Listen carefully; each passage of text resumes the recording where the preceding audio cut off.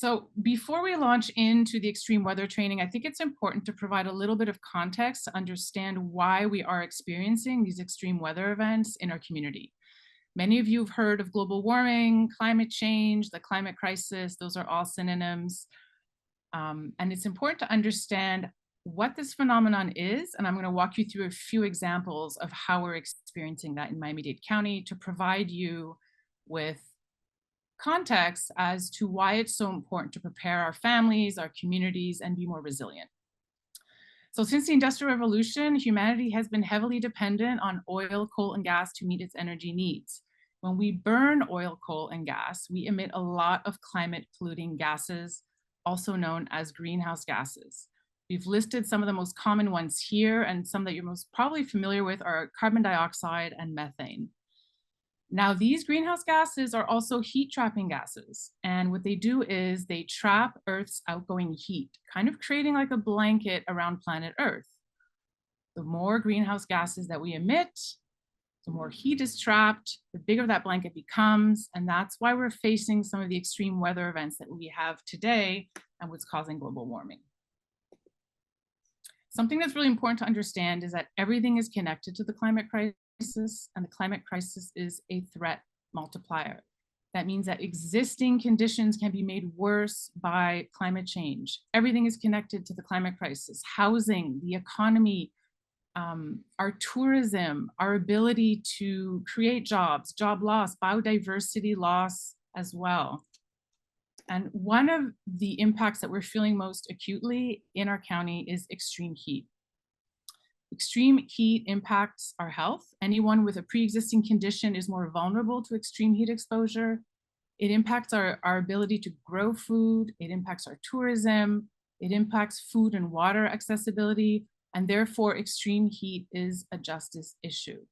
Something that very few people know is that in America, heat kills more people than all extreme weather events combined. The table that you see here was taken by the Union of Concerned Scientists, and it demonstrates in 10 to 40 years and by the end of this century, how many days we can expect to see at 90 degrees heat index. Heat index is basically humidity and temperature combined. So it's sort of like that feels like temperature.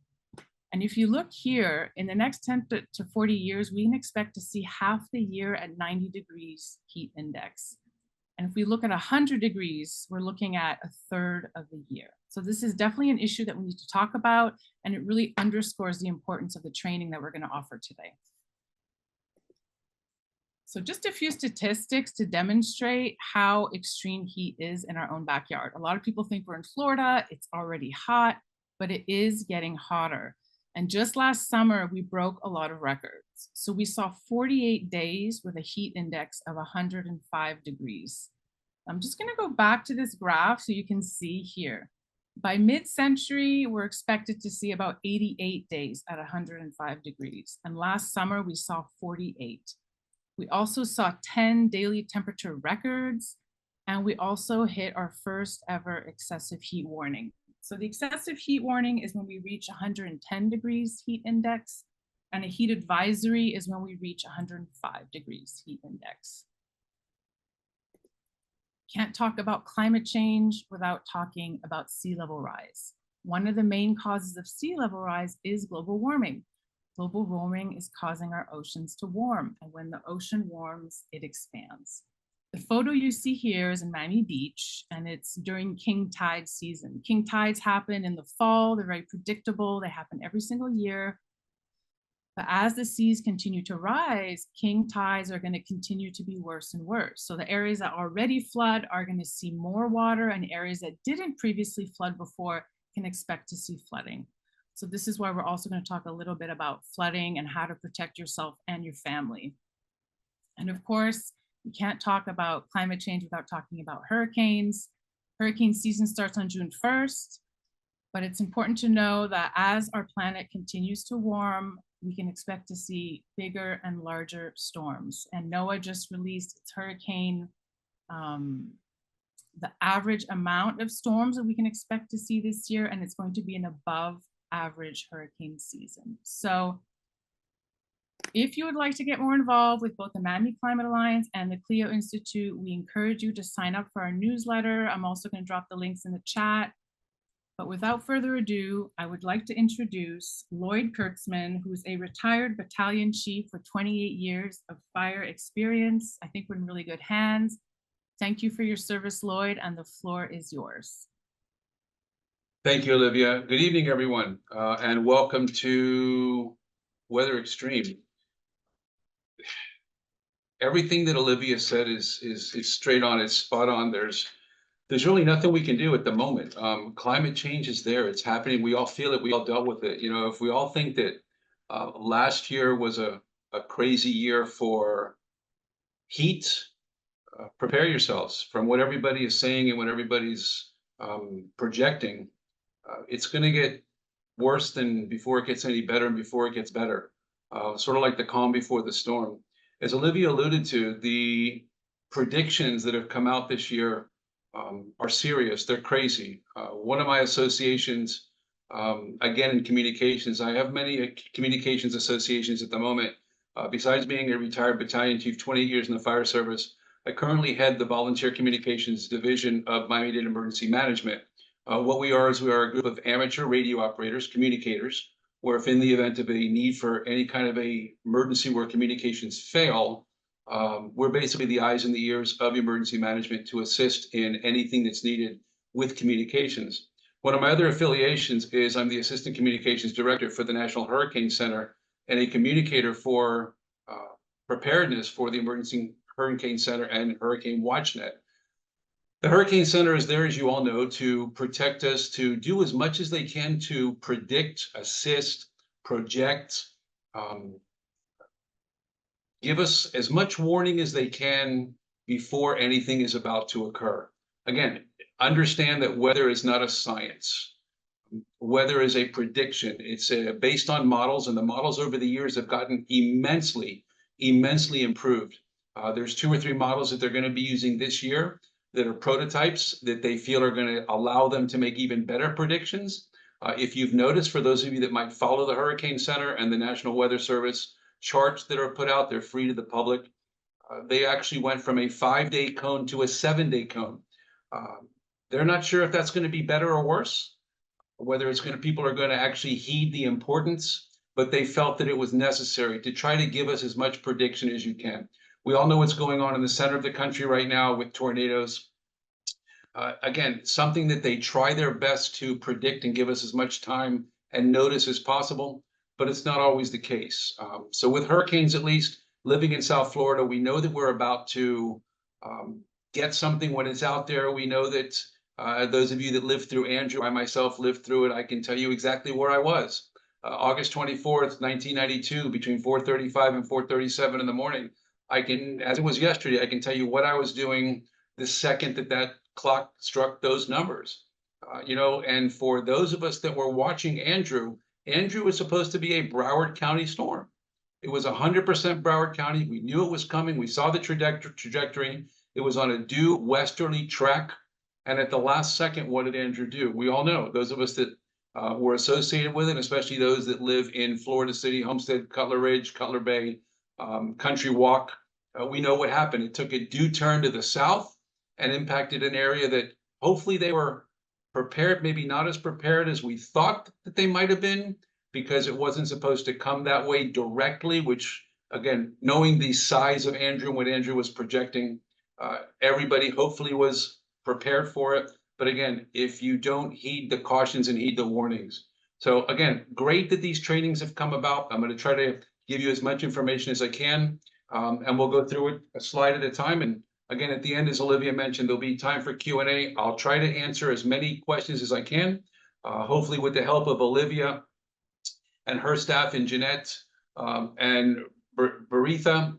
They can help you with the climate stuff. I'm not 100% up on the climate stuff. They're a lot more in tune with that than I am. But if it has to do with flooding, heat remedies, hurricanes, I'll try to answer them as much as I can. And if there's a question that's asked that I can't answer for you, I'll do my best to get the information. I'm sure that we can get it to you at some particular point in time. So what can we do? How can we prepare for all of these? Everything is preparedness.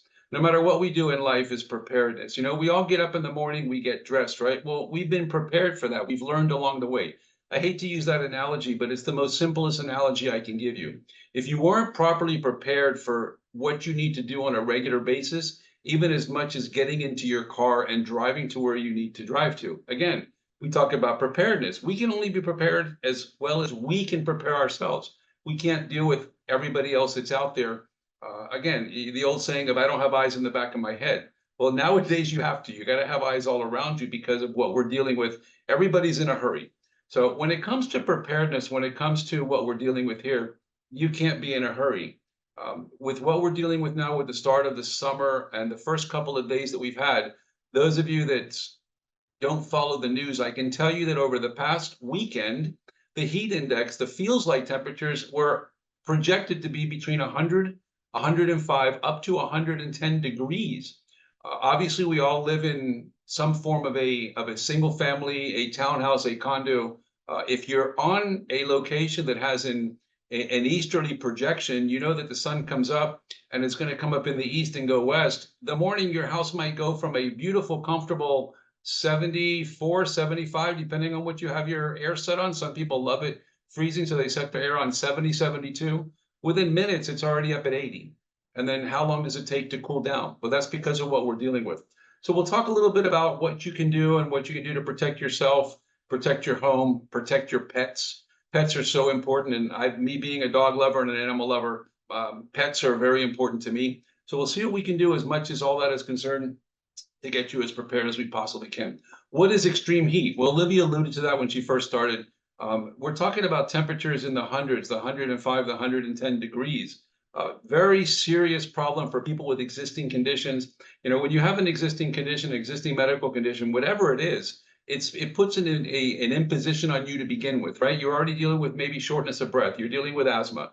You're dealing with maybe diabetes. You're dealing with maybe muscular problems. You're dealing with the inability to walk as fast as somebody else. You're using a walker. You're using a scooter. You have to go from place to place, and you're in the excessive heat. We need to do what we have to do to prepare ourselves. How is it going to impact you if you don't take the proper precautions yourself? You're only putting a deficit on yourself. Education, everything we do in life is education. The fire service is an education. The jobs that Olivia and her staff hold is an education. The beginning of this presentation was an education, right? She explained to us about what's happening, why it's happening, and where it's going in the future. So the more you can educate yourself, Google is your best friend. Years ago when some of us were growing up, we didn't have computers. We didn't have Google. My favorite friend was the Encyclopedia Britannica. Oh my gosh, I got sick of using that. Totally sick of using that. But nowadays we have the ability to use the internet, to use Google as our friend. If you're not sure of something, you're more than welcome, and I highly recommend that you Google it. See what you can do in assistance to this presentation, in assistance to everything that you hear. Read about it. If you're worried about something, how much more can I do for myself? There's so much out there. We need to figure out some way to protect ourselves against heat production. It's not going to stop, especially during the day in the summertime, especially when you get summertime with rain. I can tell you that the biggest factor that a lot of people don't consider is the weather in South Florida. We all live in it, but we don't realize exactly what goes on in South Florida. If you think about it, you wake up in the morning, it's beautiful sunny out, right? 5 minutes from now, it's storming. 5 minutes after the rainstorm, now you've got humidity.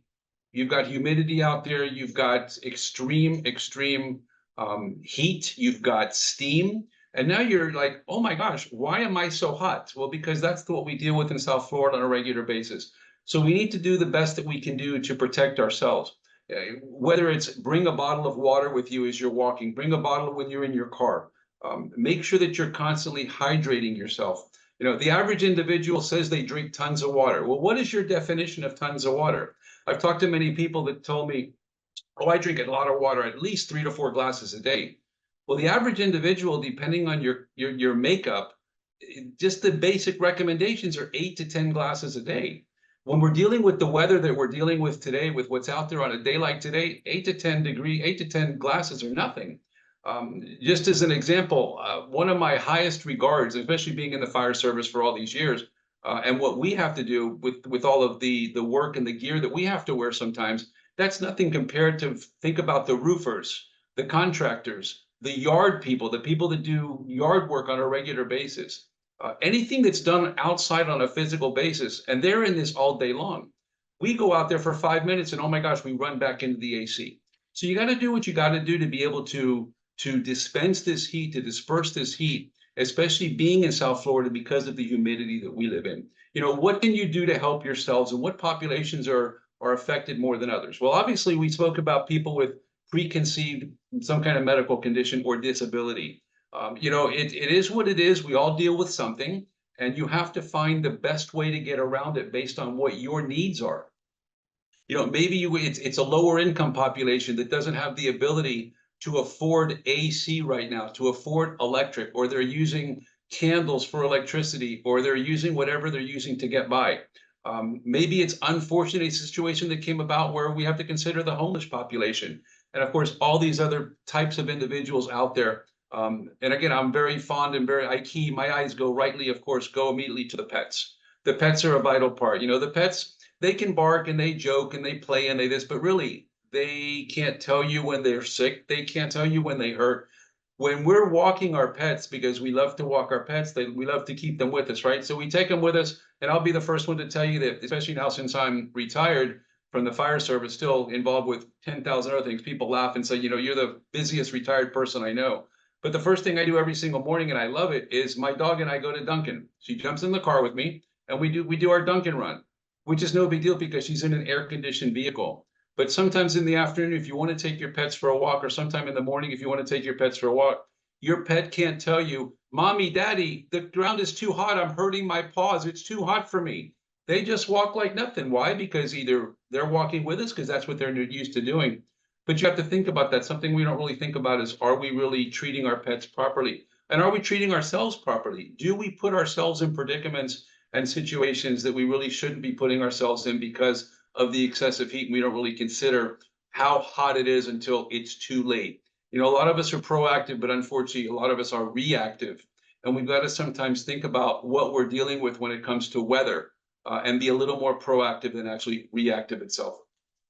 So people with disabilities could be taking medications. You know, those medications already put them at an inconvenience, but now with the heat, there could be what's called a synergistic effect. What is a synergistic effect? That's the effect of when two things come together and make something worse. So the medications do what they need to do. You know, normally if you're in an air-conditioned room and you're doing normally what you need to do, and you eat right and you drink right, water that is, I'm not talking about the other kind of drinking, which that could obviously put an inconvenience on yourself as well. We'll get to that in a minute. I'll talk about some of the foods and liquids that really you shouldn't do and shouldn't consume in these particular types of conditions.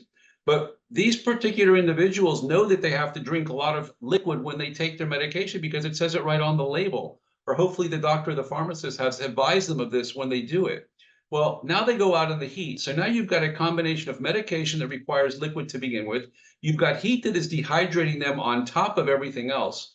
And now they're at a triple, quadruple, I don't know how many multiplier inconvenience or deficit because of the fact of the heat that they're actually putting themselves into. And it could be for just a short period of time. It doesn't have to be a long period of time. So little things we have to think about. Heart disease, mental illness, all these different heat-related situations that we put ourselves in, not because we want to, because we're dealing with these conditions and we don't realize that the heat makes it worse for us.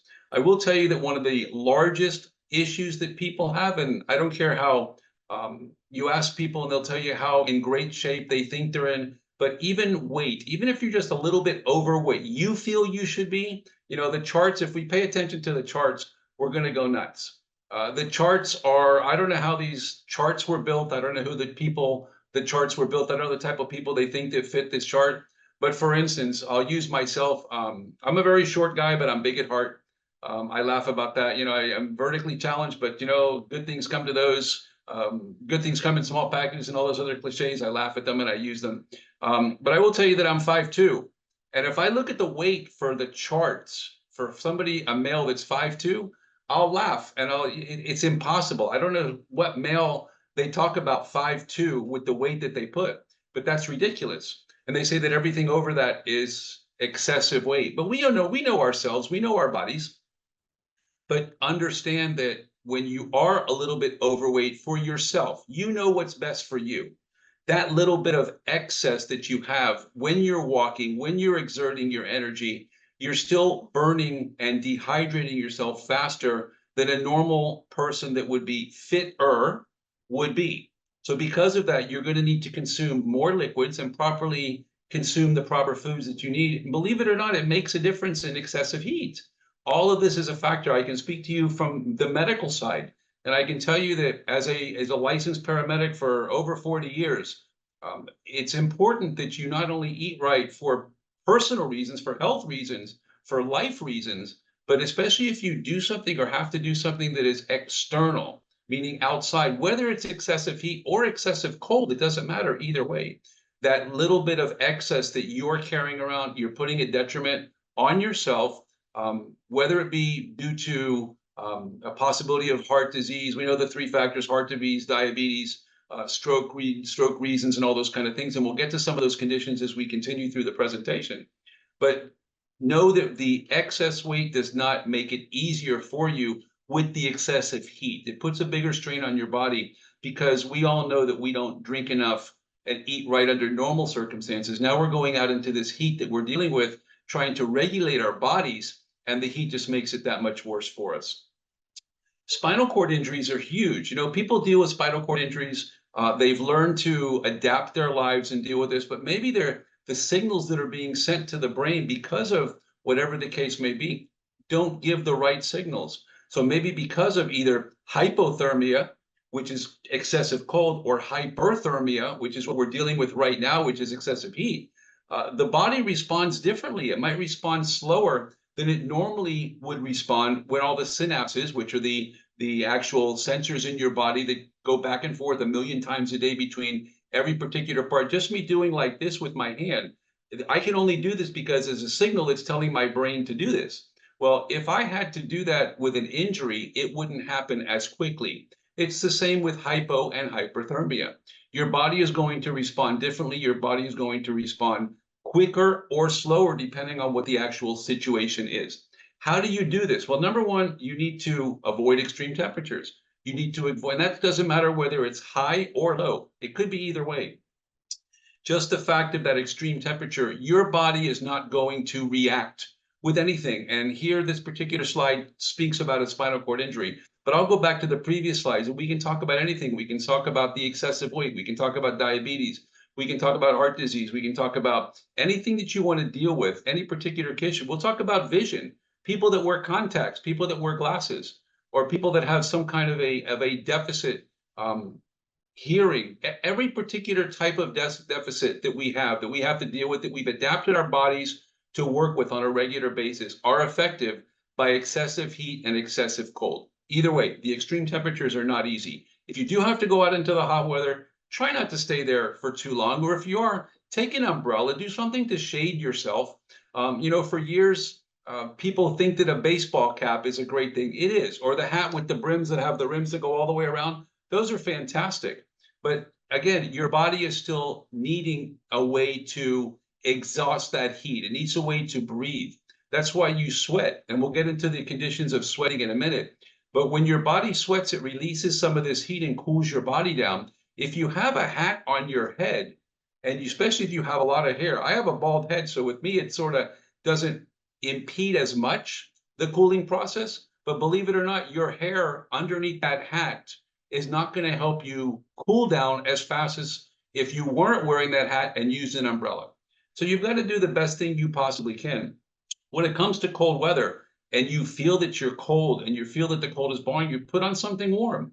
You know, it's easier to take off layers than to add layers. If you're in the middle of somewhere and it's too cold and you don't have a jacket or a sweater with you, you can't add layers because you don't have them. But if you add extra layers ahead of time and it's not as cold as you thought, okay, so it's an inconvenience. I've got to carry my jacket, I've got to carry my sweater, or I got to strap it around my waist and I really don't feel like doing so. Well, you do what you need to do to make that situation work for you, but you got to take care of yourself and find a way to regulate your body based on what you're dealing with on a regular basis. It's the only way to survive. Now, Olivia spoke earlier about the heat advisories and the heat watches, what is considered excessive. So here's just another little slide just to enforce the actual concept. Excessive heat, there's different levels, right? We talk about an advisory, a watch, and a warning. The advisory is usually the first level. Excuse me, I'm sorry. The watch is usually the first level of anything. When something is out there, and we'll talk about this again when we talk about hurricanes, when something is out there and we're watching it, okay, it might come, but it might not. There's a threat, it might be there, it might come into our neighborhood, it might come into our city, it might come into our state, might come into our part of the country. So let's keep an eye out there and let's watch for it. When something gets a little bit closer, we know we're about to hit. When it comes to weather, they create an advisory. In hurricanes, we don't deal with that, and you'll see in a little bit when we talk about hurricanes. It's either a watch or a warning, bam, or unfortunate impact, which we didn't want to go there, right? So watch is something out there that might happen, and advisory is, yeah, it's a little bit closer and looks like it's definitely going to happen. When we get to that warning, hopefully you've already done what you need to do to properly prepare. Because if you haven't prepared by the time you get to the actual warning, now you're already behind the 8 ball, and it's not a place you want to be. It's definitely something that you would have already wanted to prepare for long before you got to that particular situation. So let's talk about the situation of what could possibly happen when it comes to heat and when it comes to illnesses based on injuries. So what can you do for yourself? Well, when you get mild injuries or mild situations, you can basically take care of yourself. If you don't take care of yourself, who's going to take care of you? We need to prepare properly. And all of this that we've talked about so far is allowing us to do what we need to do to prepare. We watch for symptoms. Sometimes, especially us being medical professionals, a lot of medical professionals, you ask people, they'll tell you, we make the worst patients. And I admit it, I'm the worst patient that exists because a little bit of medical knowledge is not good. It sometimes can hinder you.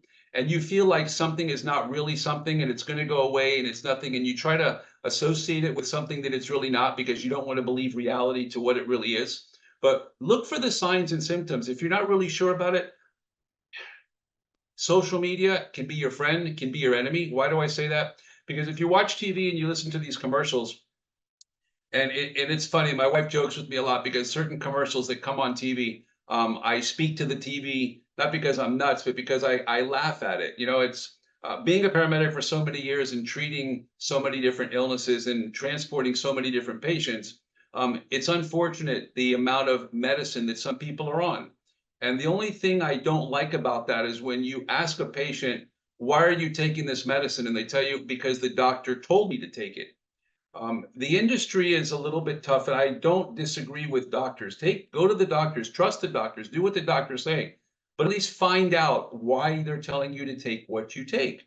But be very careful with some of the stuff you take because there are interactions of medicine. And if you are going to do it, and the reason I bring it up, like the commercials, is they'll tell you that try adding this and this and this together because it'll make you feel better. Well, be very careful with that because there's a lot of effects out there and different medications out there that when put together, don't necessarily work together. They could work against you. So you want to make sure that before you take anything, you advise your physician or your medical health provider of what you're taking and be honest with them. Let them know everything you're taking so that they can properly give you the medicines that you need to be able to assist you with whatever you're dealing with and not cause you any further issues or complications. So unfortunately, if we don't take care of ourselves in this self-care stage, now you have to get to where you might need somebody else's help. And this is where things don't get good. It's all, as you can see from the chart, the old cliche, downhill from here. Because now it gets to a point to where you're going to get symptoms that are going to progressively get worse. And if you don't treat something that is very minor and let it progress and progress and progress, the old saying of, it's going to go away. It's going to get better. It's only been a couple of minutes. I'm going to wait. I know it's going to fix itself. And I don't know how many times in my career, over my career, I heard this from patients. Why did you wait so long to call us? Well, I thought that it was going to get better. I thought it was going to go away. It's not going to go away. You need to do what you need to do when you need to do it, and that's now.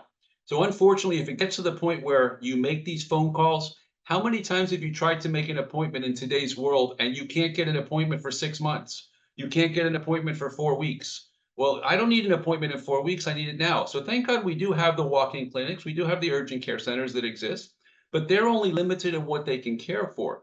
If you go to them for a particular type of condition, the first thing they're going to do one of two things. If it's serious enough, they're going to call rescue, and you're going to be transported by rescue directly to the hospital so that it can be properly dealt with. Or they'll tell you, well, you need to follow up with your family physician and take care of it. So what do? You'll leave that location. You say, yeah, you know what?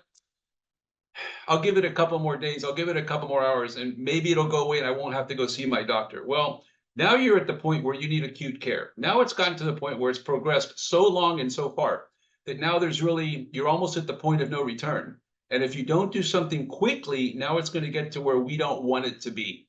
As medical professionals, we never want it to progress beyond this point. But unfortunately, we don't heed the warnings. We know our bodies. We think we know everything. Unfortunately, to this day, I've never met anybody with X-ray vision. They can see what's going on. They look in the mirror. They can see what's going on inside. They know how to treat it. They know what it is, and they can fix it. That's why there is the equipment out there in today's world to assist medical professionals in doing the job that we need to do to assist you. So once it gets to that acute care, you're in trouble because now it's at that stage of almost no return. You might even have just bought yourself a hospital stay. And here they talk about syncope, heat exhaustion, heat stroke, which is what's coming up next in the presentation because we're all talking about heat-related injuries. But this could be with anything.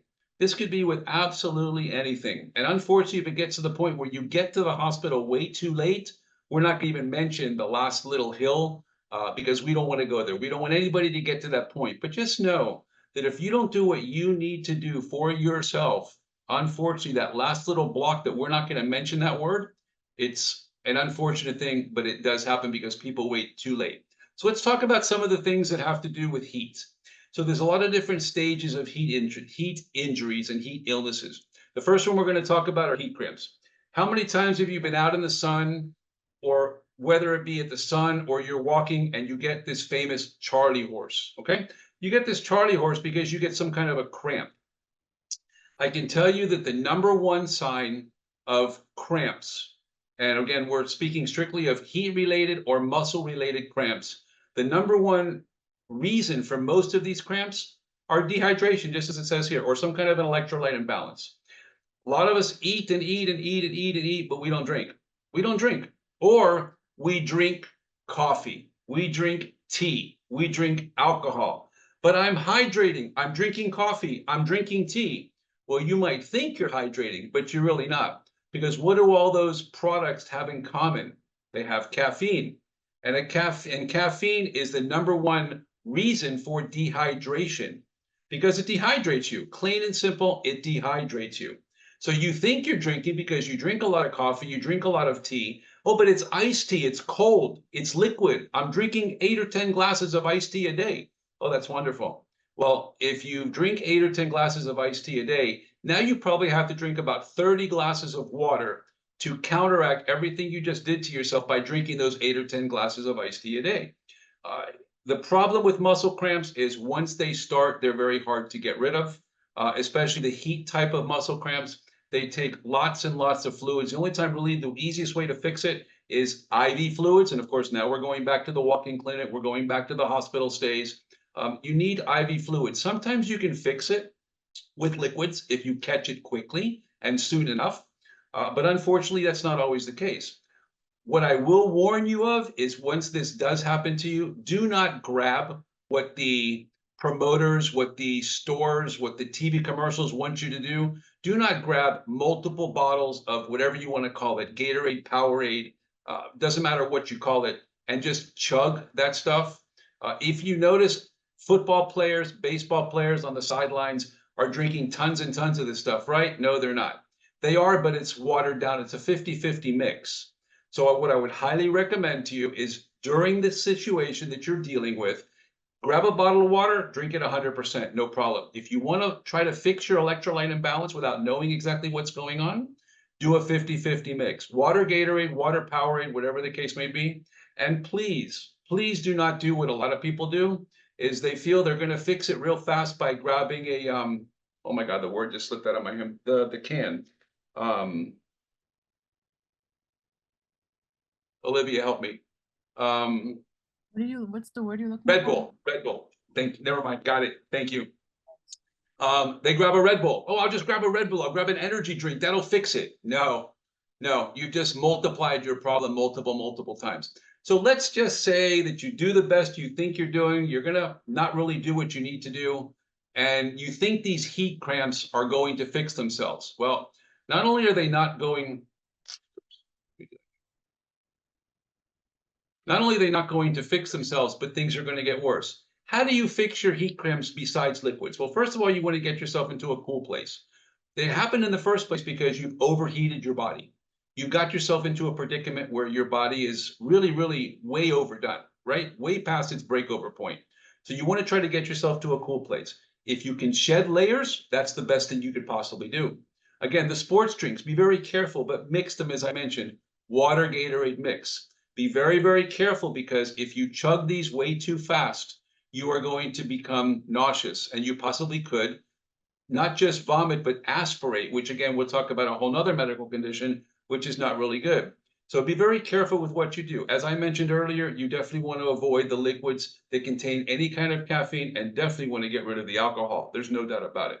Do the best you can to relieve this. If you do absolutely nothing to get rid of your heat cramps, now unfortunately your heat cramps become heat exhaustion. Now your body is going to suffer from a condition known as loss of salt, and electrolyte imbalance becomes worse. And now your symptoms become even more severe than they were initially. What are some of the symptoms of heat exhaustion? Well, originally we want to cool, right? Your body, as I mentioned, starts to cool when you get overheated. Well, you're still at this point sweating. Your skin has gone from wet to moist, right? It started as really wet. That's the initial stage. That's during your heat cramps. Now it's gone from wet to moist, because not only is your system starting to shut down, but you're exhausting every little last bit of liquid that you could possibly have to assist your body to become cooler. Your skin now becomes pale, possibly flushed. You start getting this look of diaphoresis, which has the ability, no longer you're going to have the ability, diaphoresis is the sweating, right? It's going away. That's why you look pale and flushed, because the actual ability to exhaust these liquids to cool you is starting to decrease. You're going to get very weak. You'll notice that the more exhausted and the more dehydrated you get, the weaker you're going to get, to where it gets to a point where you could possibly pass out and faint. Now, one thing that's associated with many different types of conditions, heat conditions as well, is headaches. And if you've ever said to yourself, oh my gosh, I'm not used to getting headaches, and I've got the worst headache that I've ever had in my life. Well, your body is telling you that that is one of the #1 signs, besides cramping, of dehydration. And you should immediately start to slowly, remember I said before, you never want to chug, slowly drink water, whether it be out of a bottle, out of a glass. They also recommend that you don't drink rapidly anything ice cold. You want to drink at room temperature. Now, a lot of us hate room temperature. I can't stand room temperature water myself. I'd rather not drink anything than drink room temperature water. But again, it's the best for you. Why? Because drinking ice cold water, which is what we love to do, throws your body from one extreme to the other, which is not any better than what you've already done to your body as it is. You never want to make your body go from very cold to very hot, or very hot to very cold. So you want to do what you need to do gradually. So again, try to drink as much as you can, but don't chug. If you start to get more and more and you see that nothing you're doing is fixing the situation, you've tried to relieve the cramp, you've tried to quench your thirst, and it's not working, you should have already called 911 a long time ago. But we're going to go to the extreme and say, we're still in this situation. We tried one thing. Now we're feeling heat exhaustion. We're trying to cool the patient. We're trying to get us into an area that is cooler than where it was before. We're trying to remove clothing. Ice packs, wet rags are a great source to assist in cooling the body. The body has 3 locations that it loves that will assist the body in cooling. That's behind the neck, under the armpits, and in the groin. If you can take ice packs, and you can take wet towels and somebody that is suffering some of these particular types of conditions and apply the ice packs either behind the neck and or under the armpits and or in the groin, again, be very careful. You don't want to throw the body from an excessive heat to an excessive cold. So we're going to apply these gradually. Definitely do it gradually. It says to place the victim in a cold shower or bath. I would say again, there's nothing wrong with that, but it's going to be gradual. It's not something where you're going to take a person, throw them into a shower, put them in a bathtub, and take ice cold water and drench them. No, you don't want to do that. As long as you do it gradually and you have the ability to do this, you need to do whatever you need to do to find a way to cool this person. Now, again, we talked about sipping water in either a 50-50 water Gatorade mix.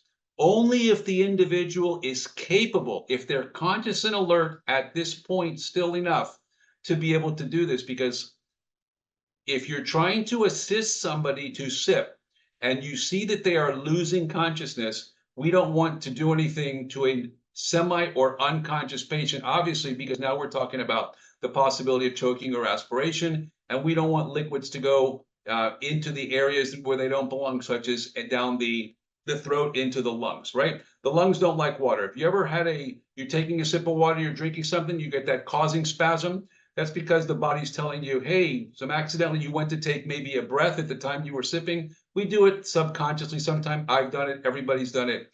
That's the body trying to get the liquid out of your lungs. So you get those coughing spasms. Well, somebody that is semi-conscious or about to become unconscious doesn't have the ability to have that, what's called a gag reflex, that ability to cough like that. So unfortunately, not the right thing you want to do. You definitely should have called 911 at this point long, long before.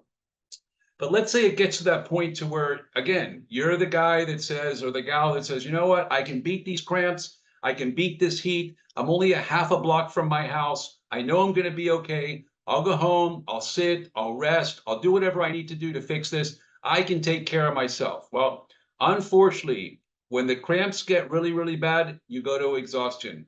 When the exhaustion gets really, really bad, you go to a form that is known as heat stroke. And anything that has to do with heat stroke is not good. When you start to get different types of strokes, it depends on whether you have problems with your brain. A stroke occurs in your brain, and it's a deficit of either oxygen or blood, or sometimes, unfortunately, a combination of both to the brain. When it comes to heat, there's no difference. It's still a stroke. It's a deficit. I guarantee you the person will pretty much automatically, instantaneously go unconscious. And there are many things that we can look for, unfortunately, once it gets to that particular point. Obviously, the person is going to be very, very hot. Remember I mentioned to you when you have heat cramps, your body profusely sweats. The body is very, very wet. When you get to exhaustion, now you start to be moist. You're no longer profusely sweating. Your body is strictly just moist. Now, when you get to heat stroke, your body is hot. We're talking about an excess of 105, 106 degrees. For those of you that are not 100% aware or don't remember, your body temperature is 98.6. The body can pretty much sustain 99, 100, 101. When it starts to get above 102, that's when we get into that heat exhaustion state.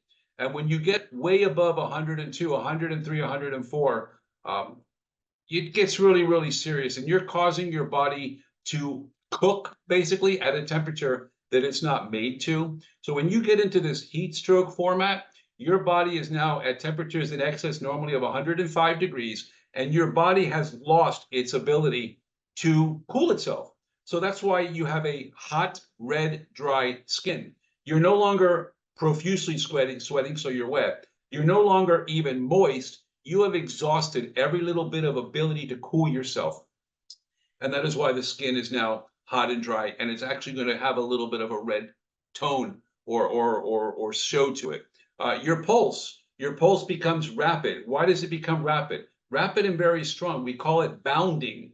Why is it doing that? Because the heart is trying to pump as fast as it can to get the blood to the most important place it possibly can, and that's to your brain.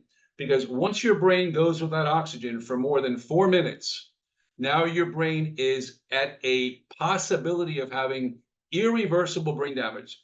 Once that 4-minute window becomes that 4 to 8-minute window, a lot of times, again, with the 1 in a million chance, there is that time that we have had injuries of this, injuries of cardiac arrest, injuries of different types of situations where we have revived patients or patients have regained consciousness with zero deficits. It happens. But 99% of the time, when you get into that 4 to 8-minute window of the brain being without oxygen, it starts to get into that irreversible brain damage state. 90% of the time, above that 8-minute window, there's no chance. The brain is basically cooked, if you want to use such, I hate to use that terminology, but because it's been at that state, that temperature setting for such a long time with nothing happening, hopefully long before the person ever got into this particular situation, 911 was called. They're either there and on the way to the hospital or hopefully about to arrive.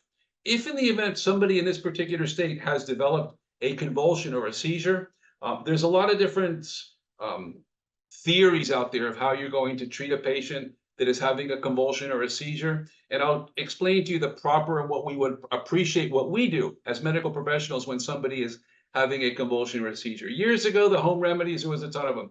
Grab a spoon, take the spoon, stick it in between somebody's teeth so they don't bite their tongue. Well, that's the first thing you should not do. Why? Because the spoon is metal. You don't understand the strength of the human mouth when a person is having a seizure or existing convulsing and during multiple stages. Think about a crocodile. Think about an alligator, the strength that they have on a regular basis. Well, that is the strength that a human mouth has during a convulsion or a seizure. So if you were to put something metal in somebody's mouth and they bite down, yeah, you're protecting the tongue. We don't want them to bite their tongue, but you've basically just allowed them to destroy their entire teeth and probably break teeth at the same time.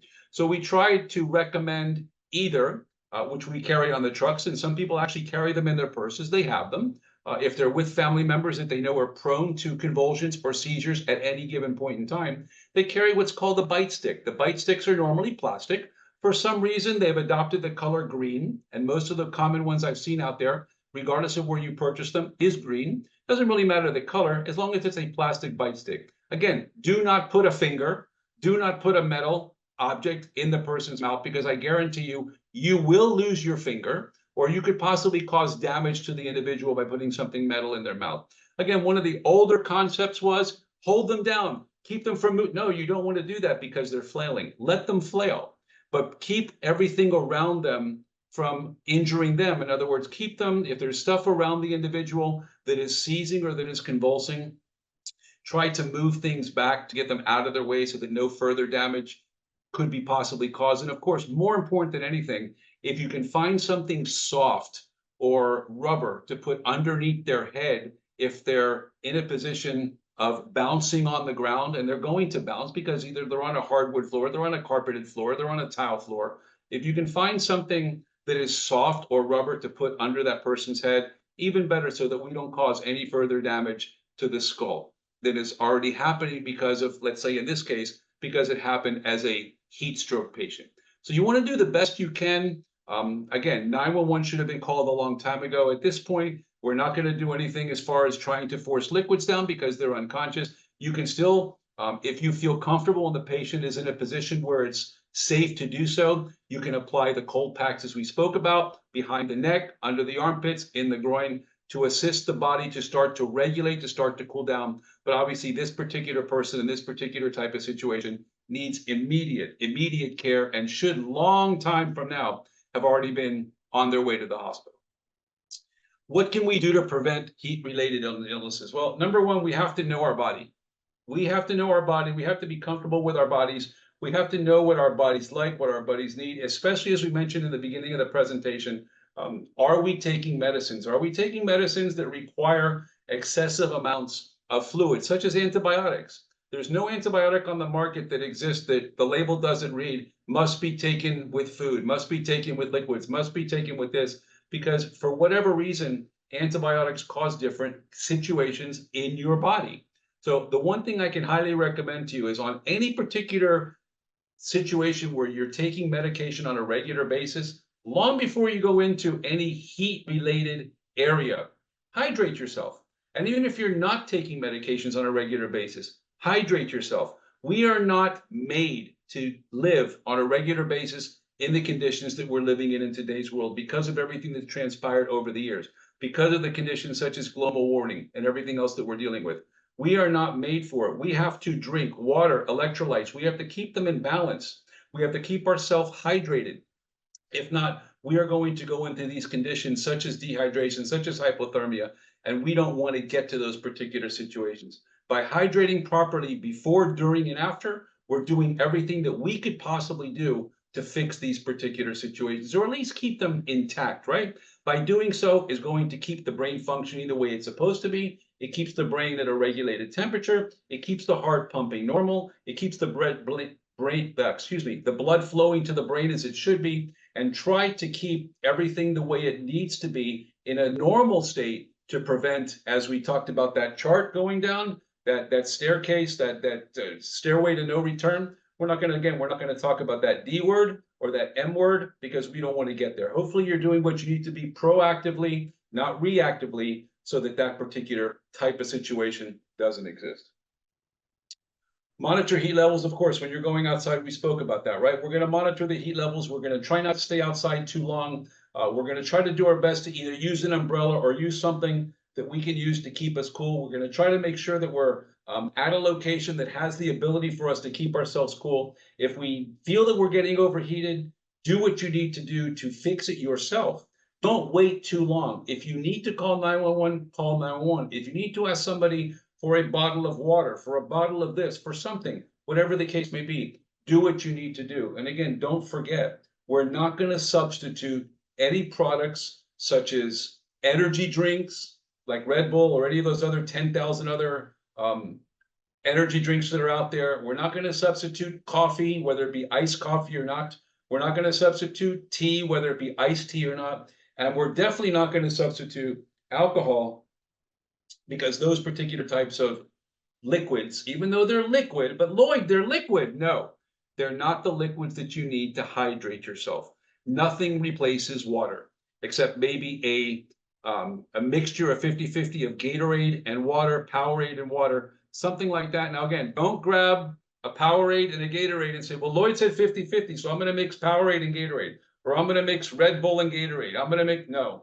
Water and Gatorade, Powerade and water, Gatorade and water, 50-50 mix, definitely will help your situation. So what does the heat do with children? What does the heat do in motor vehicles? You know, we know that our cars, just like anything else, heat up. I don't care if you have your AC on all day long. Unfortunately, there have been too many child deaths. 1990 to present, 1,050 children have died as a result of heat stroke in hot cars. You know, it pains me when I hear on the news about all these things, and you hear about such and such was on the way to the daycare, or on the way home from daycare, or on the way home from the store, and brought in the groceries and finally realized that Johnny or Sonia or Maria wasn't with them when they walked in the house. How do you forget your child? You know where you went with your child. Your child should be more important than your groceries. And again, you guys know what I said in the very beginning.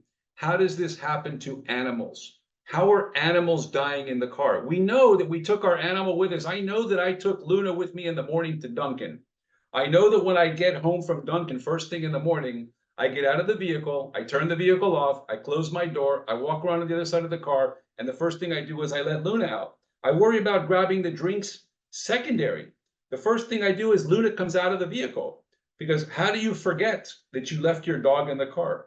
It's crazy. It's crazy. But unfortunately, these numbers are astronomical. And only us, only we, because the children can't speak to you. The children can't tell you at that young of an age. The dogs, the cats, whatever the animal is, obviously we know that they're not going to speak. They might bark, and hopefully the bark will remind you that, oh my gosh, the animal's in the car.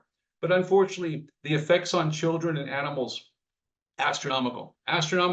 The good news is there's been so many different types of measures that have been created in today's world with the technology that we have to assist us. The backseat alarms, the cell phone integrations, and all these other types of things that are out there to assist us to hopefully try to remember that there's somebody with us, that there's a child in the car, that the seatbelt goes off maybe after a couple of minutes, or something goes off in the car to let you know that there's something in the car or someone in the car that shouldn't have been in the car, that needed to come out of the car that we forgot because we were in a hurry. You get home, you've got the groceries, you got to go inside, you got to go to the restroom, you go running inside, you drop the groceries, you go to the bathroom, you come back, you start putting the groceries away, you finally realize, and it's too late.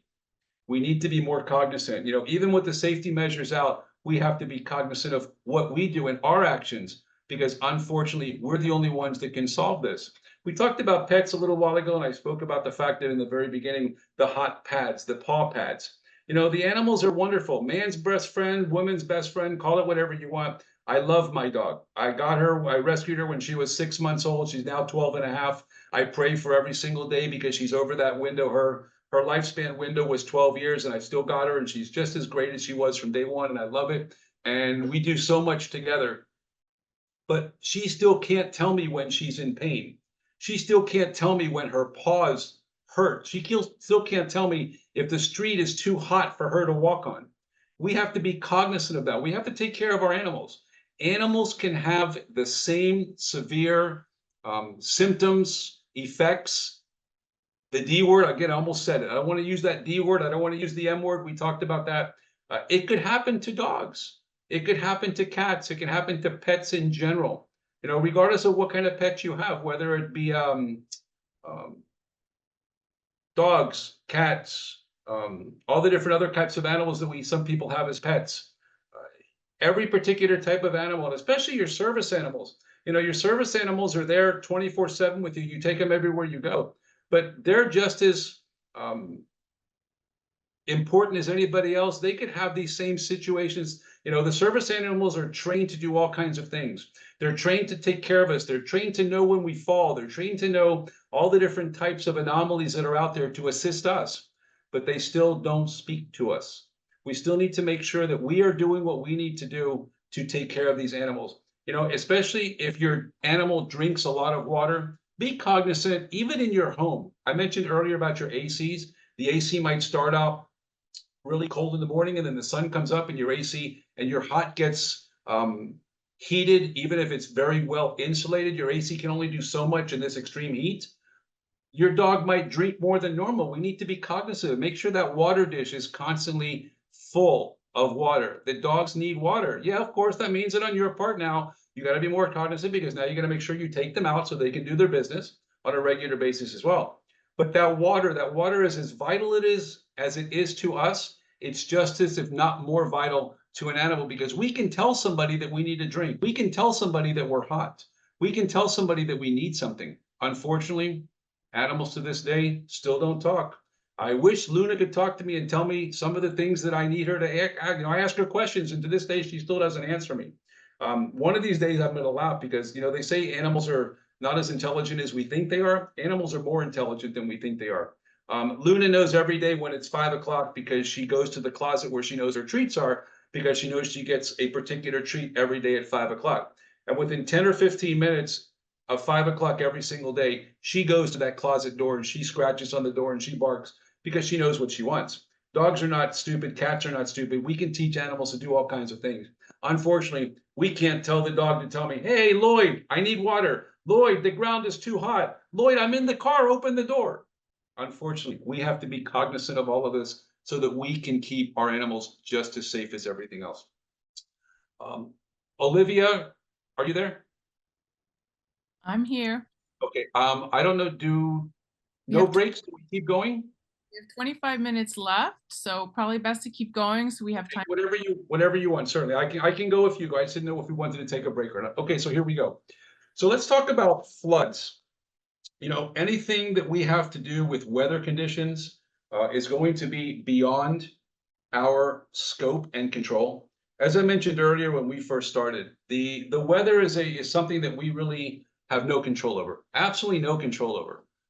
Floods are a national disaster. Years ago, I remember back in the late 90s and again in the early 2000s, there were a couple of floods in South Florida that were out of the clear blue sky. And then again, depending on where some of you live, I grew up my entire life in South Florida. I was born and raised in the city of Miami, grew up just outside of Coral Gables, moved to Kendall in my 20s, lived anywhere between Bird Road and Kendall Drive from 20 to my late 50s. And now I'm in Plantation. I love it up here, but I can tell you that I lived through all of that down there. I know the areas that are bad. We all know of the areas. Certain parts of Coral Gables, certain parts of Miami Springs, certain parts of Miami Lakes, Sweetwater, and I could go on and on and on with all the areas that we know are a natural flood zone, natural flooding. The towns, the cities, the counties have done everything they can to try to fix the conditions, to try to fix the areas. Unfortunately, they've done the best they can, but areas are still going to flood. There's so many reasons that floods could happen. Obviously, the biggest thing is rains. You know, just recently we had a rain that lasted for a couple of days, a couple of months ago in Fort Lauderdale. The entire Fort Lauderdale was underwater. Downtown Miami, a little bit of rain, the entire downtown Miami becomes underwater. These are natural disasters that we have no control over, but we can do the best that we can do to try to protect ourselves for floods. We know the locations that we live. If you're really heavily by the coast, for instance, Zone A, you know very well that Zone A is an evacuation zone. How many times are people in an evacuation zone where they're, I don't care what they're telling me, no matter what, I'm not leaving. Okay, that's your prerogative. That's 100% your prerogative. But if that's the case, then understand that A, you might not be able to survive. B, you definitely might be trapped where you are for multiple hours, days, maybe a week at a time, depending on the severity of something. So know where you are, know your zones, know how to react, know when they tell you it's time to get out, it's time to get out. You know, we talk about storm surge. Not everybody understands storm surge. Storm surge is normal surge of water above what is considered normal. So what are we talking about? So let's say that normal every day out there in Biscayne Bay, you've got 4 to 6 foot seas on a normal day, 2 to 3 foot seas. Well, when they're talking about a 20-foot storm surge, they're talking about 20 feet of water above whatever normal would be. So think about 20 feet of water. Think about a condominium and think about what 20 feet is. 20 feet is normally up to the second floor, because when you think about storm surge, your average residence is one floor is considered 10 feet. Sometimes it's 12 feet, but the average is 10 feet because that's what they use as an example. So figure if they talk about 20 feet of storm surge and you know you live in a single family residence and you're near the coast and they're expecting 20 foot of storm surge, just know right away that that water is going to be over your house. So now you have the choice. Are you going to deal with it or are you going to leave? So think about this when they talk about storm surge. The average roof, again, keep in the back of your head, 10 feet. So if they tell you there's 6 to 8 feet of storm surge, 8 to 10 feet of storm surge, 10 to 12 feet of storm surge, think about that's over normal. So think about how much water is out there in the first place. Let's say it's like 3 or 4 feet of water, and now it's going to be 8-foot storm surge. So it's 8 foot on top of the 3 or 4 foot. So 12 feet of water are coming in. I live in a house that's 1 story. That's over my roof already before I even start. So think about this when it comes to evacuation zones and storm zones, whether you're going to stay or you're going to leave. A flash flood, that's a flood that occurs within 6 hours of heavy rainfall. It could be worse. Some rainfall, you get flash flooding within 2 or 3 hours. It all depends on the area. It all depends on the drainage. It all depends on the actual situation of what's happening. The longer the rain, the higher the rainfall. The higher the rainfall, the worse the flood. The worse the flood, the longer it takes to drain. Because remember, there's storm drains and the flood waters go into these drains, but there's only so much space for this water. They open up the flood evacuation zones, the flood drains long in existence, long in anticipation of a storm. When they know a storm's coming, they try to drain the canals and drain the areas so that the water goes down to a level to try to accept and allow this water to not build up. But eventually, or sometimes occasionally, the water gets way too high and they can't exactly get all this water evacuated as quickly as they want it to. And unfortunately, because of that, we do have fatalities. We do have fatalities because of flooding, not just flooding, because of what happens with the flooding. Well, with the flooding, you have canals that are overflood, lakes that are overflood. Everything goes into the roadways. You know, you get to the point where you no longer know what is road, what is canal, what is lake, what is side street, because it all is one big water thing. So what do we do? What do they tell us? They tell us, don't go out after a flood. Don't walk in the street. There could be down power lines. There could be damages. There could be drainage. There's going to be a mixture, unfortunately, of possible sewer water, contaminated water, and you're walking in this. So what are you dealing with? You're dealing with bacteria. So now you've got bacteria that is on your skin, that is living on your skin, that is infesting your skin, that is getting into your bloodstream. Again, remember we talked about being proactive, not reactive. Follow the heeds of caution, follow the heeds of concern. If power lines are down, we all know that power and water doesn't mix. It's a remedy for disaster. So you're walking into an area that you don't realize a power line is down and has energized that particular flood, that particular pool of water, and you walk into it, now you get electrocuted. Or you think you're walking on the street, or you think you're driving on the street, and they tell you all the time, do not drive where there's flooded water. And you think you're driving on the road, and 2 feet in front of you, you know this is road because you've been here 1,000 times. But what you didn't realize that you're going west, and west is right into the canal. North is normal, but you lose your sense of bearing or sense of judgment, and you just drove right into the canal or right into the lake because you didn't realize that it was overflooded that much that you just drove into it. We need to be proactive and not reactive. And when all these warnings are given, we need to do what we have to do and what we can do to protect ourselves. Know the flood risk in your area, know what your area is, know when they're told that it's time to get out, that it's time to get out. If you can get to higher ground, great. If you can't, then do the best you can. A lot of areas know how bad their flooding risks are, so they create and they have areas where they give you sandbags.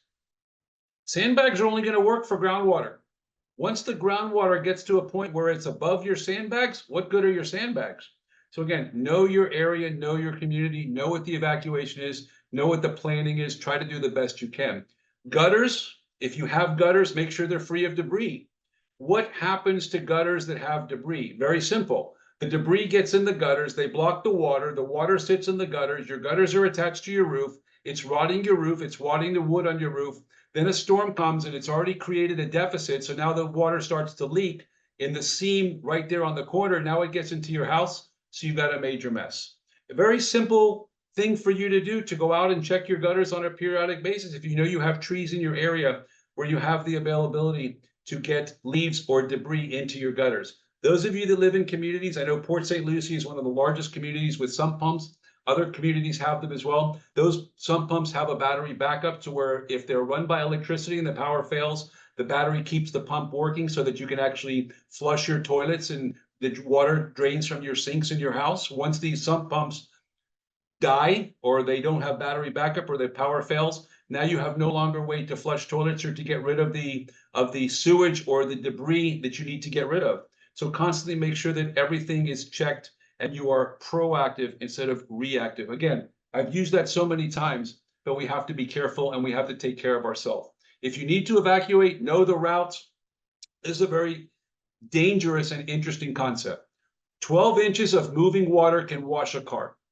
Now think about that. You have your tires on the ground. Most cars are at least from the clearance from the ground to your car, a good amount of them are 12 inches. Some of them are not even 12 inches, but most of them are 12 inches. But here it's talking about 12 inches of water can wash away a car. That water is so powerful that it gets underneath your tires and moves your tires totally out of where they are and will wash your car. 6 inches of fast moving water will knock an adult to the ground. Think about that. 6 inches of fast moving, 6 inches is nothing. 6 inches of fast moving water will knock you on your feet. This is why when you're told to stay inside and stay away from water, you need to do what you need to do. During a flood, try to get to the highest level. If you're in a building that's filling up with water, do the best you can. We've seen on the videos, we've seen on TVs where people are in their attics, they're on top of their roofs, they do the best they can. Try to do the best you can. Afterwards, we talked about this. Stay away from electrical equipment, stay away from wires, stay away from areas that you don't belong, and just hope that you can do what you need to do, that you're in an area that won't be affected and can survive. If you're not, hopefully you've got the ability to get a hold of somebody that can assist in rescuing you. But if you know you're in an area that is prone to floods, you probably shouldn't have been in that area in the first place. Hurricanes. And I'm going to try to move a little bit faster because I know that we still have a lot of the presentation and there's some other things that's towards the end. I don't want to make sure that we I don't want to miss anything. I want to get you everything that you need to get to. So I'm going to go just a little bit quicker. You can see that definitely this is a passion of mine, and being a medical professional, I want to make sure that I give you guys as much information as I can. And this is always great information. There's been a lot of deadly hurricanes out there. This year is serious. I don't want to take what they're talking about and put any light to it. We need to heed the warnings. Global warming rather, has caused excessive heat. Other things out there have caused excessive heat. The Gulf Stream, the Atlantic, the Gulf of Mexico is hotter than it's ever been. Not only that, we've gone from a trend of what's called El Nino, which is what we've had for the last couple of years, to a trend called La Nina. It'll be in place probably towards the middle to the end of June, beginning of July. What is the difference? El Nino is a condition where it has a lot of wind shear. As the storms are starting to form, there's forces and forces of shear that are breaking apart these winds and not allowing a circular motion to form. On the contrary, La Nina doesn't have any wind shear. When you get this wind shear and what's happening with the El Nino effect, it's kept the temperatures of the Gulf Stream and the Atlantic Basin at a temperature that does not assist in the formation of storms. La Nina, on the other hand, is on the West Coast. It's caused a cooling effect, which is basically taking all the cold out of the water and allowed the water to be at a temperature that is just astronomically conducive for formation of storms. We won't know what's going to happen until it actually happens. We're hoping and praying. I don't ever use the Q word. For those of you that know where the Q word is, I don't ever use the Q word in the fire service. It's a detriment. We never use the Q word at the fire station. We're hoping for a year of nothing, and we'll see how it goes. Everything is based on what's called the Saffir-Simpson scale. We talk about 5 different categories. Category 1, it talks about in your presentation kilometers. I will translate that to miles per hour because that's what we mostly understand. So 119 to 153 basically transmits into 74 to 95 miles an hour. Under category 1, we get levels of what's called a tropical storm. When a storm gets to 39 miles an hour, it's considered a tropical storm. Up and below 39 miles an hour, it's considered a tropical depression. Once it gets sustained winds of 39 miles an hour or greater, it becomes a tropical storm. Once it gets winds of 74 miles an hour or greater, it now becomes a category 1 hurricane. Don't take tropical storms lightly. Tropical storms have been known to cause significant and severe damage, obviously not as detrimental as a category 3, 4, or 5 storm, but you can get plenty of damage with a tropical storm. A 74 mile an hour tropical storm or a 73 mile an hour tropical storm and a 75 mile an hour hurricane is just terminology. It's just terminology. Don't play with words, right? It's just terminology. Category 1 storms, damage to poorly constructed homes, tree branches will snap, uprooting trees will happen. You can sometimes get that as well with a with a tropical storm. Category 2, we're talking 154 to 177 kilometers, or we're talking 96 to 110 miles an hour. Now we're getting into some serious damage. We're getting into heavily uprooted trees. We're getting into the possibilities of windows and walls starting to dissipate and be destroyed, be impacted. Lots and lots of power outages because of the wind factor.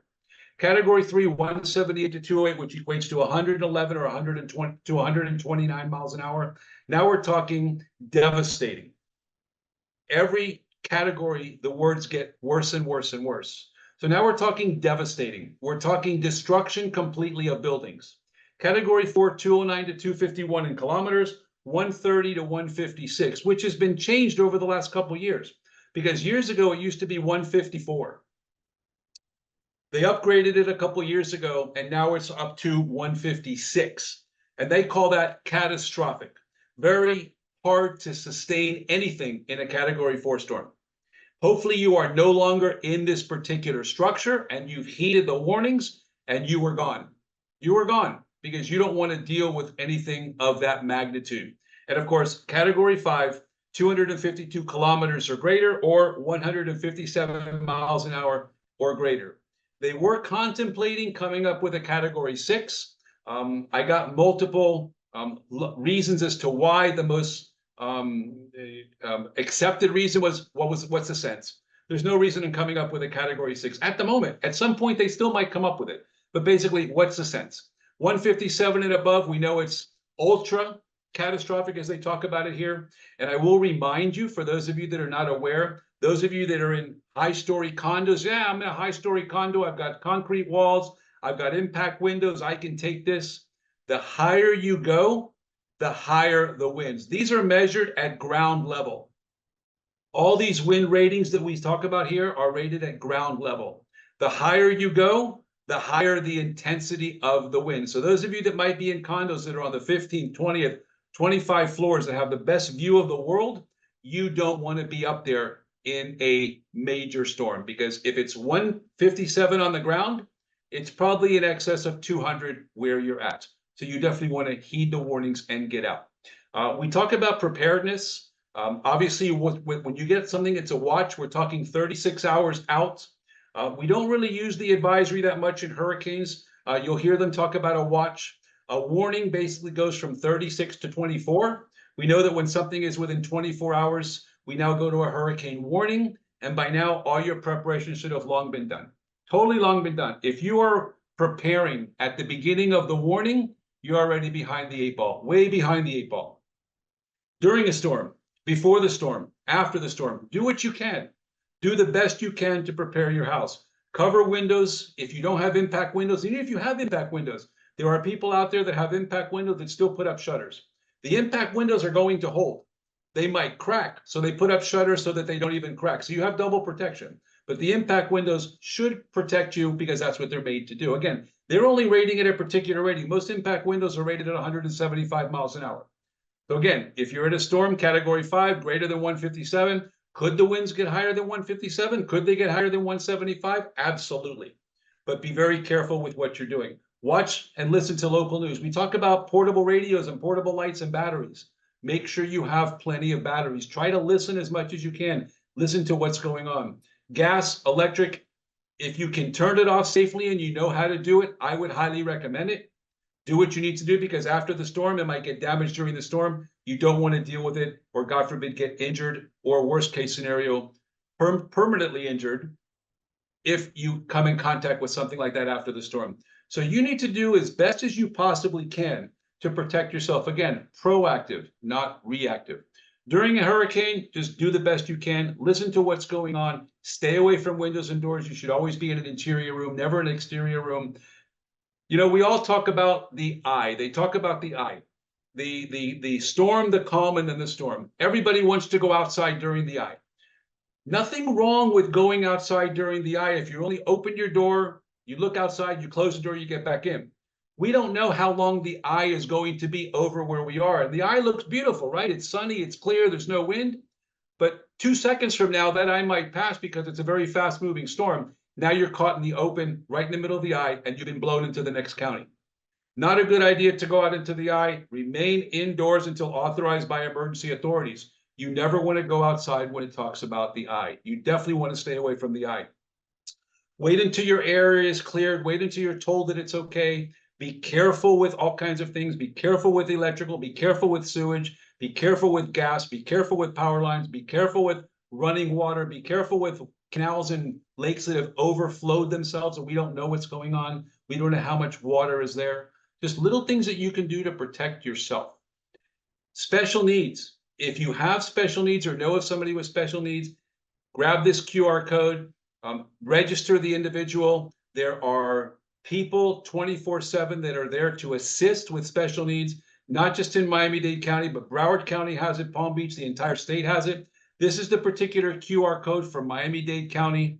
There's another one for statewide. You can use a statewide. Is a QR code on your screen for statewide. Anywhere in the state, if you need to register somebody with special needs, grab the QR code that's on your screen and you'll be able to register them with the state for special needs. This is so that they know that in the event of an emergency, you are given, or they are given, the care, the health, the need, everything that they need before, during, and after the storm. Also be aware of the fact that during a particular storm, resources are not going to be available. Fire rescue will not run during a storm. Once a storm gets anywhere above 35 miles per hour, unless it's a major life-threatening, life-changing situation, and the winds have not gotten to 50 miles an hour, fire rescue will maybe run. Once the winds get to 50 miles an hour sustained, there is no first responder personnel, fire, police, nobody out on the street that will do anything for you. Guaranteed, I'm telling you this from experience. 35 miles an hour, we start to screen the calls. 50 miles an hour is a total shutdown until we have been cleared and the winds have been confirmed below 40 miles an hour. Once the winds have been reconfirmed below 40 miles an hour, there will be absolutely no response. So be careful. You need to be proactive again, not reactive. Barcodes on your screen, QR codes on your screen, one for the Miami Climate, one for the CLEO Institute. Grab them, register for them if you need them. They're here for you 24/7. They're here to take care of whatever needs you possibly need to take care of. QR code on the screen for a survey. I'll turn it back over to Olivia and let her talk to you about that.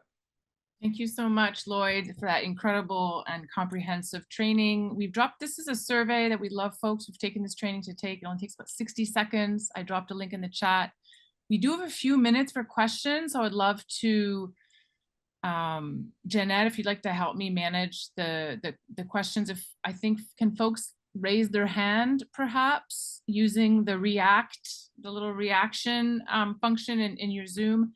And I want to let folks know, because we've talked about all these extreme weather events, at the next trainings that we're offering in person at the libraries, MCA and CLEO will be providing heat safety kits. So we're going to be providing cooling towels, those emergency ice packs that he talked about, and some of those electrolyte packets as well. And we're going to be supplying some hurricane kit items like solar lanterns, emergency crank radios, flashlights, and some other items. So if you know folks that could really use those, please encourage them to sign up and attend the in-person workshops where folks can get some of these really critical supplies. So I see Janelle Wright has her hand up. Yes. First, I want to ask about how can I sign up for that workshop you just spoke about? I'm really interested in attending, learning more, and getting those items. I really need them. Yeah, absolutely. So Jeanette's going to drop the link. It's the same link that you use to sign up for this workshop, right? You pick which workshop is most convenient for you. There are different locations across the county, and Miami-Dade is a huge county. So we're doing some in Hialeah, Little River. And please keep in mind that they are all in different languages as well. So just try and pick the one that's most convenient for you. Jeanette just dropped the registration link, and anyone who registered for this one, we're also going to send all this information in a follow-up email as well. I also had some questions for Mr. Lloyd, if it's okay. I'm not sure how much time we have. Go for it. How much water does a person need to drink in a day? Like, in his professional suggestion. The recommended daily consumption is 8 to 10 8-ounce glasses of water under normal circumstances. Now, normal is whatever is normal for you. That's what the recommended consumption is. When we're talking about excessive heat, when we're talking about medical conditions, when we're talking about medications, everything plays a part in adjusting that particular route. But just think in the back of your head, if I was not to do anything but sit here all day long, I need to drink 8 to 10 8-ounce glasses of water a day. What water do you recommend? I see some water sometimes when I go to the store and it has electrolytes. Is it possible for water to have electrolytes, or is it really just you need the sports drinks? I haven't read all the bottles, to be 100% honest with you. I prefer spring water myself. I don't like filtered water, so I drink spring water. Basically, any bottle of water that you can pick off a shelf that is at least 8 to 10 ounces and consume 8 to 10 of them a day, you should be fine under normal conditions. But for the electrolytes, does water have electrolytes? Like, is it possible for water to have electrolytes in it? It's not going to have it by itself, but it depends on what the actual manufacturer adds to the label. I'd have to look at the label to properly answer your question, but I can tell you that the Gatorades, the Powerades have the proper mix of electrolytes. And if worst case scenario, if you're concerned about exactly what's the best for you, then consult the doctor. Okay. And why can't you just put people into cold water when they're overheated? Because you change the body from one state to another, and anything you do drastically is not good. You should never take the body from hot to cold or from cold to hot quickly, drastically. You create the body, you throw your body into a state of shock, and the body is not made to react to a state of shock. It's made to react to normality. Any type of a situation where your body is shocked is not good. Okay. What would you say to a person that has asthma? How can they protect themselves more against the heat? It's a hard question to answer. Again, I'm not going to recommend any kind of professional remedies or recommendations. I would tell you to consult a physician. Okay. Okay, thank you. You're welcome. Thank you, Janelle. Does anyone else have any questions for Lloyd?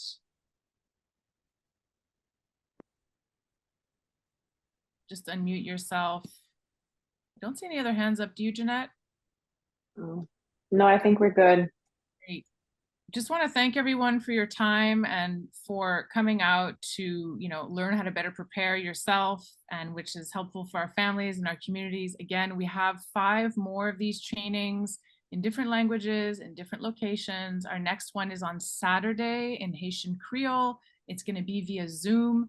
It's the exact same registration link that you used to sign up for this one. We encourage you to share it with friends and family, because we're really trying to get as many folks in our community as prepared as possible for some of these extreme weather events. As Lloyd mentioned, heat season started May 1st and hurricane season starts June 1st. And we've already seen extreme temperatures, right? We saw a few days in a heat advisory in May. So it's really important for folks to have access to this information. So just share it as much as you can. We're going to continue to do more outreach. I see Derek has his hand up. Derek? Yeah, just a quick one. Lloyd, based on the question that Janelle asked about, the body moving from one temperature to another temperature, at times you stay inside your room or maybe an office, and then the air condition is, let's say, below, 70, or the place is chilled. And all of a sudden you go out and then you embrace the heat. How do you deal with that to make sure you don't, get the shock? The actual movement, and of course, every body is different and every situation is different, but the movement from inside to outside is not considered drastic. Why?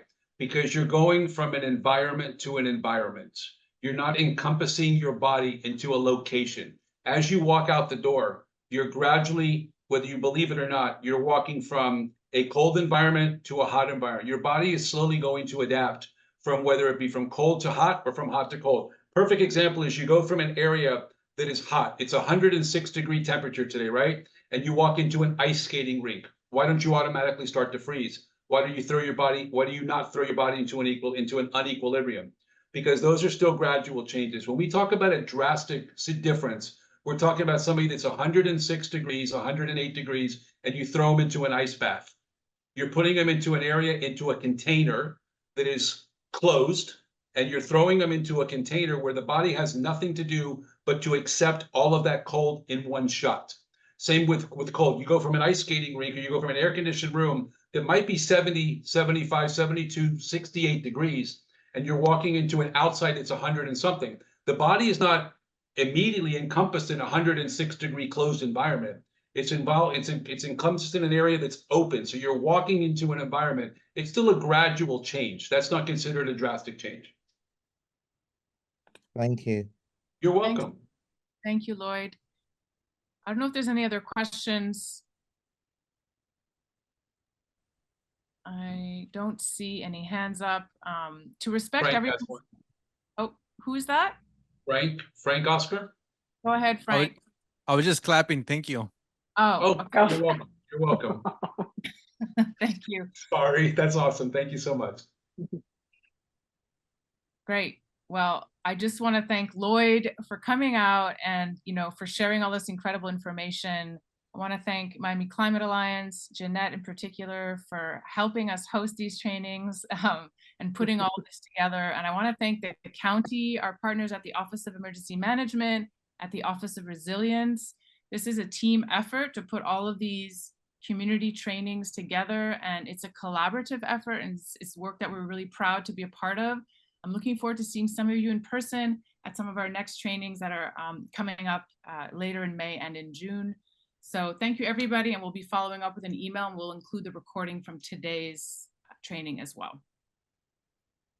Awesome. Thanks, everyone. Have a good night. Thank you. Good night, everybody. Thank you so much. Thank you, Lloyd. You're welcome. My pleasure. Thank you. You're welcome. Thank you. You're welcome.